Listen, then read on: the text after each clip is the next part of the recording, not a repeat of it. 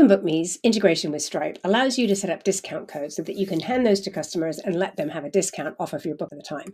It would look something like this, where you would just add the code and you can see this is a 25% discount, and therefore that $100 price comes down to $75, and that would be the amount that they pay. So let's see how we set that up.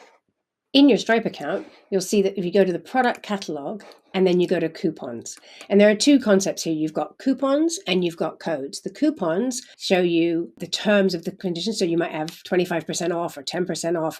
And then you can add codes to that so that you can give those to individual customers that can redeem them at different times. So you may have a 10% off discount that might happen in the spring and also in the autumn, or it might be for new customers. You can use the same 10% off and create a different code depending on what you're doing. So let's go ahead and create a coupon. So we might say this is maybe 15% off is the name of the coupon. And this is a percentage discount, so we make that 15%, but you can also make it a fixed amount discount if you want $25, $50, however you want to do that. In the Stripe ecosystem, you have products and you have customers. And so you can apply this to specific products. You can also apply it to specific customers. I'll show you that in a moment.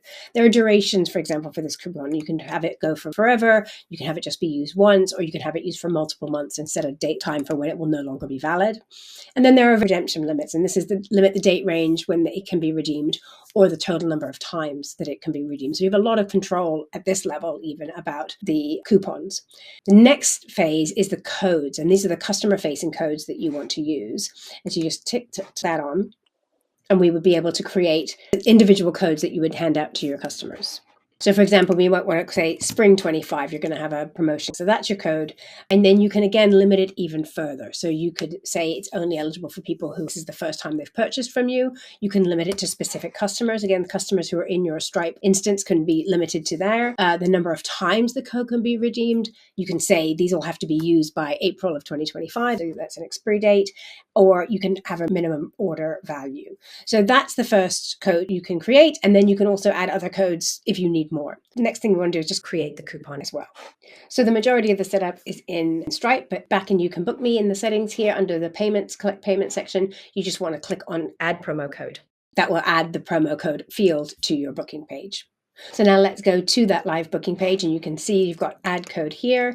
And if we add in spring 25 and apply it, that 15% discount brings that $100 down to $85. So it's super simple to get that set up.